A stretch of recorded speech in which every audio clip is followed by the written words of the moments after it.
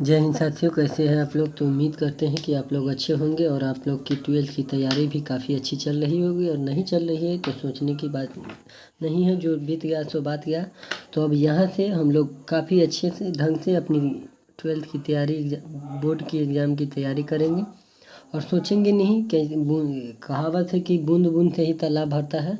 तो हम लोग धीरे धीरे ही पहले MCQ से स्टार्ट करेंगे और उसके बाद धीरे धीरे 2 नंबर 5 नंबर क्वेश्चन बताएंगे। तो आप लोग स्टार्टिंग कीजिए और जितना ज़्यादा हो सके, जितना बार रिवाइज कीजिएगा उतना ज़्यादा आपके लिए काम आने वाला है। और फ़िलहाल हम आप लोगों को एक बार करा देते हैं और एग्ज़ाम टाइम से पहले बेधरान धराधर किया जाएगा। तो आप लोग अगर आप लोगों के बाद पास वीडियो पहुंचेगी तो आप लोग सबसे पहले लाइक कर दीजिएगा और उसके बाद बाकी देखा जाएगा। तो पहले आप लोग लाइक कर दीजिएगा। चलिए शुरू करते हैं। आज चैप्टर 3 बंधुत्व, जाति तथा वर्ग। तो पहला नंबर क्वेश्चन कह रहा है कि निम्न में से महिला थी। मीरा महिला संत थी। मीरा अंडाल कराइकल या डी इनमें से सभी। तो साथियों इसका राइट आंसर हो जाएगा डी, इनमें से सभी। जो सभी महिला थी वो महिला संत थी। तो चलिए आगे बढ़ते हैं अगले प्रश्न की ओर। अगला प्रश्न क्या कह रहा है। तो अगला प्रश्न कह रहा है कि मौर्य वंश का संस्थापक कौन था। बिंदुसार, अशोक, चंद्रगुप्त या कुणाल। तो साथियों मौर्य वंश का जो संस्थापक हो सकता है वो चंद्रगुप्त मौर्य। तो सी इज द राइट आंसर। चलिए आगे बढ़ते हैं अगले प्रश्न की ओर। तो अगला प्रश्न कह रहा है कि चंद्रगुप्त की मृत्यु कहाँ हुई थी। चंद्रगुप्त की मृत्यु कहाँ हुई थी। पाटलिपुत्र, तक्षशिला, वैशाली या सरवन वेलगोला। तो साथियों इसका ए राइट आंसर हो जाएगा। ए इज द राइट आंसर। चलिए आगे बढ़ते हैं अगले प्रश्न की ओर। तो अगला प्रश्न क्या कह रहा है। चंद्रगुप्त मौर्य किस धर्म को मानने वाले थे। तो चंद्रगुप्त मौर्य जो थे साथियों वो जैन धर्म के मानने वाले थे। तो B is the right answer. चलिए आगे बढ़ते हैं अगले प्रश्न की ओर। अगला प्रश्न क्या कह रहा है। अगला प्रश्न कह रहा है कि मौर्यकालीन कलिंग राज्य कहाँ स्थित है। मौर्यकालीन कलिंग राज्य कहाँ स्थित है।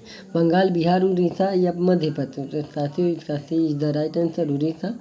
और चलिए आगे बढ़ते हैं अगले प्रश्न की ओर। अगला प्रश्न क्या कह रहा है। तो अगला प्रश्न कह रहा है मौर्य काल में ब्रहाय देव क्या था।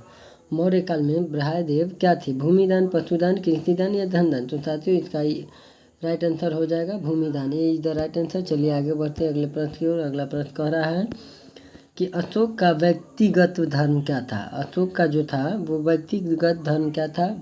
जैन, बौद्ध, वैष्णव या शैव धर्म। तो साथियों अशोक का जो व्यक्तिगत धर्म था वो बी, बौद्ध धर्म। B is the right answer. चलिए आगे बढ़ते हैं अगले प्रश्न की ओर। महाभारत का युद्ध कितने दिनों तक चला। तो ये आप सबको भी पता है कि महाभारत का युद्ध 18 दिन तक चला। तो इसमें कुछ विशेष बताना नहीं। और महाभारत की रचना किसने की। तो ये भी आप लोगों को पता होगा कि महाभारत की रचना किसने की। तो महाभारत की रचना साथियों, महाभारत की जो रचना है वो वेद व्यास ने की है। B is the right answer. चलिए आगे बढ़ते हैं अगले प्रश्न की ओर। देखते हैं अगला प्रश्न क्या कह रहा है। तो अगला प्रश्न कह रहा है कि सांची किस राज्य में स्थित है। सांची जो है साथियों वो किस राज्य में। बिहार, पंजाब, उत्तर प्रदेश या मध्य प्रदेश। तो साथियों इसका D is the right answer. Sanchi जो है मध्य प्रदेश में स्थित है। चलिए आगे बढ़ते हैं अगले प्रश्न की ओर। अगला प्रश्न कह रहा है कि 5 पांडवों में सबसे बड़ा कौन था। तो 5 पांडवों में साथियों सबसे बड़ा जो था वो युधिष्ठिर था। तो चलिए आगे बढ़ते हैं अगले प्रश्न की ओर। महाभारत भी अगर आप लोग देखेंगे तो इससे बहुत सारा क्वेश्चन आप लोगों को बन जाएगा। इसमें कह रहा है कि संकर्षण किसका दूसरा नाम था। संकर्षण जो था कृष्ण, भीष्म, अर्जुन या बलराम। तो साथियों D is the right answer. Sankarshan जो था वो बलराम का दूसरा नाम था। तो चलिए आगे बढ़ते हैं अगले प्रश्न की ओर। अगला प्रश्न क्या कह रहा है। तो अगला प्रश्न कह रहा है कि सबसे पहले अवतारवाद सिद्धांत का व्यापक निरूपण कहाँ किया गया।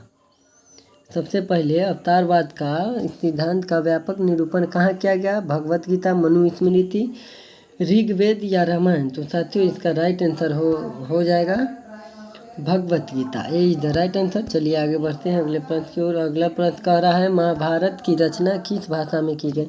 हिंदी में तो की गई नहीं होगी, नेपाली में, न भारती में, तो बचता है संस्कृत। तो सी इज द राइट आंसर। चलिए आगे बढ़ते हैं अगले प्रश्न की ओर। अगला प्रश्न कह रहा है कि पुराणों की संख्या कितनी है। तो साथियों पता होगा कि पुराणों की संख्या कितनी है। 10, 14, 15 या 18। तो साथियों इसका राइट आंसर हो जाएगा डी 18। वेद की संख्या 4 है और पुराणों की संख्या 18 है। तो चलिए आगे बढ़ते हैं अगले प्रश्न की ओर कि मनुस्मृति की रचयिता कौन है, यानी लेखक, राइटर कह सकते हैं। तो साथियों इसका राइट आंसर हो जाएगा मनुस्मृति, यानी मनु इसके रचयिता है। आगे बढ़ते हैं अगले प्रश्न की ओर। तो अगला प्रश्न 17 नंबर क्वेश्चन कह रहा है कि मनुस्मृति में कितने प्रकार के विवाह का उल्लेख किया गया है। तो साथियों मनुस्मृति में 8 प्रकार के विवाह का उल्लेख किया गया है। आगे बढ़ते हैं अगले प्रश्न की ओर। अगला प्रश्न कह रहा है कि श्रीमद् भगवत गीता के महत्व पर किसने विचार व्यक्त किया था। महात्मा गांधी, बाल गंगाधर तिलक, विवेकानंद या इनमें से सभी। तो साथियों इसका राइट आंसर हो जाएगा डी, इनमें से सभी ने इन पर विचार व्यक्त किया था।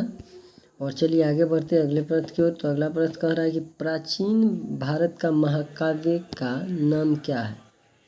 प्राचीन भारत के महाकाव्य का नाम क्या है। तो साथियों इसका आंसर आप लोगों को पता है कि प्राचीन भारत का महाकाव्य का नाम महाभारत है। तो सी इज द राइट आंसर। चलिए आगे बढ़ते हैं अगले प्रश्न की ओर। अगला प्रश्न कह रहा है कि रामायण की रचना किसने की। तो रामायण की रचना जो है साथियों वो किसने की। तो रामायण की रचना वाल्मीकि ने की है। B is the right answer. चलिए आगे बढ़ते हैं अगले प्रश्न की ओर। अगला प्रश्न कह रहा है कि दुर्योधन की जो माँ है वो दुर्योधन की माँ क्या थी। तो दुर्योधन की माँ साथियों गांधारी थी। तो सी इज द राइट आंसर। चलिए आगे बढ़ते हैं अगले प्रश्न की। इसमें 3 को 21 आएगा तो घबराने की बात नहीं है। तीनों का 21 का आप सोल्यूशन करा देते हैं, आप लोग घबराइएगा नहीं। नंबर ऊपर नीचे हो जाता है टाइपिंग में गड़बड़ी। तो इसमें कह रहा है कि दुर्योधन की ओर से कौरव पांडव युद्ध में शामिल थे। तो दुर्योधन की ओर से कौरव पांडव युद्ध में कौन शामिल था। भीष्म पितामह, जो कि दोनों के गुरु थे। तो चलिए आगे बढ़ते हैं अगले प्रश्न की ओर। तो अगला प्रश्न कह रहा है कि भीम की पत्नी थी यानी भीम की पत्नी का नाम समझिए पूछ रहा है। तो भीम की पत्नी न गांधारी होगी न द्रौपदी, नाम बात हो बी हिडिंबा। भीम की पत्नी हिडिंबा थी। चलिए आगे बढ़ते अगले प्रश्न की ओर। अगला प्रश्न कह रहा है कि गांडीव जो है साथियों वो गांडीव क्या था। अर्जुन का भाई, अर्जुन का पुत्र, मित्र या अर्जुन का धनुष। तो साथियों गांडीव जो था वो अर्जुन का धनुष था। D is the right answer. चलिए आगे बढ़ते हैं अगले प्रश्न की ओर। तो अगला प्रश्न कह रहा है कि गीता में उपदेश दिया गया है। गीता में किस चीज़ का उपदेश दिया है। कर्म करो, कर्म फल हमारे हाथ नहीं, भविष्य की चिंता मत करो या सभी। तो साथियों गीता में उपदेश डी इनमें से सभी का दिया गया है। तो चलिए आगे बढ़ते हैं अगले प्रश्न की ओर। अगला प्रश्न कह रहा है कि अर्जुन किसके शिष्य थे। अर्जुन जो थे वो किसके विद्यार्थी कहिए या चेला कहिए। तो साथियों इसका राइट आंसर हो जाएगा किसका, द्रोणाचार्य। अर्जुन जो थे द्रोणाचार्य के शिष्य थे। चलिए आगे बढ़ते हैं अगले प्रश्न की ओर। अगला प्रश्न कह रहा है साथियों कि किस संत ने गीता पर टीका मराठी में लिखा था। ए नामदेव, बी तुकाराम, सी मानेश्वर या डी एकानाथ। तो किस संत ने गीता पर टीका मराठी में लिखा। तो साथियों मानेश्वर ने लिखा था। तो चलिए सी इज द राइट आंसर। चलिए आगे बढ़ते हैं अगले प्रश्न की ओर। अगला प्रश्न कह रहा है कि क्षत्रिय शब्द का साहित्य अर्थ है। क्षत्रिय शब्द का साहित्य अर्थ क्या है। लड़ाकू, राजा, रक्षक, राज्य या क्षेत्र पर अधिकार। तो साथियों इसका राइट आंसर हो जाएगा क्षत्रिय का साहित्य अर्थ है रक्षक। सी इज द राइट आंसर। चलिए आगे बढ़ते हैं अगले प्रश्न की ओर। तो गंगा पुत्र किसे कहा गया। तो साथियों ये आपको पता होगा कि गंगा पुत्र भीष्म को कहा गया है। तो B is the right answer. चलिए आगे बढ़ते हैं अगले प्रश्न की ओर। देखते हैं अगला प्रश्न किसे का क्या है। तो अगला प्रश्न कह रहा है कि कर्ण की माँ कौन थी। कर्ण की जो माँ वो कौन थी। कुंती, गांधारी, सत्यवती या माद्री। तो साथियों कर्ण की जो माँ थी वो कुंती थी। ये इज द राइट आंसर। चलिए आगे बढ़ते हैं अगले प्रश्न की ओर। अगला प्रश्न क्या कह रहा है तो देखते हैं। अगला प्रश्न कह रहा है साथियों कि मानव जीवन जीवन को कितने आश्रम में बांटा गया है। 2, 3, 4 या 5। तो साथियों मानव जीवन के जो संपूर्ण जीवन को है वो 4 भागों में बांटा गया है। चलिए आगे बढ़ते हैं अगले प्रश्न की ओर। तो अगला प्रश्न कह रहा है कि द्रौपदी जो थी वो किसकी पत्नी थी। भीम, अर्जुन, नकुल या। तो द्रौपदी बताए साथियों वो द्रौपदी को ही पांचाली कहा गया। पांडव के 5 भाई से उनका विवाह हुआ था। इनमें से सभी D is the right answer. चलिए आगे बढ़ते हैं अगले प्रश्न की ओर। तो अगला प्रश्न कह रहा है कि अभिमन्यु किसका पुत्र था। तो साथियों आपको पता होगा कि अभिमन्यु जो है वो किसका पुत्र है। सहदेव का भी नहीं, नकुल का भी नहीं, भीम का नहीं, तो किसका है, अर्जुन का। तो अभिमन्यु जो अर्जुन का पुत्र था। चलिए साथियों आगे बढ़ते हैं अगले प्रश्न की ओर। अगला प्रश्न क्या कह रहा है कि कुरुक्षेत्र का युद्ध किसने जीता। कुरुक्षेत्र का युद्ध किसने जीता। तो साथियों ये आपको पता होगा कि जो कुरुक्षेत्र का युद्ध था वो किसने जीता था। तो पांडव ने जीता था। और पांडव में से जो भीम थे वो प्रण लिए थे कि जब तक के हम उनके 99 भाई को न मार दिया, उनका खून लाकर युधिष्ठिर का उनके बालों पर न, द्रौपदी के बालों को न रंग दे, तब तक वो अपना क्या प्रण वापस नहीं लेंगे। और ये भी हुआ।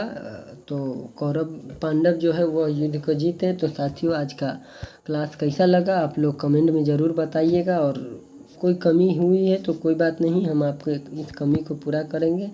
साथियों जब तक के लिए आप लोग से अलविदा कहते हैं। और तब उम्मीद करते हैं आप लोग अच्छे होंगे और आप लोगों का पढ़ाई भी अच्छा चलता होगा। तब तक के लिए जय हिंद, जय भारत।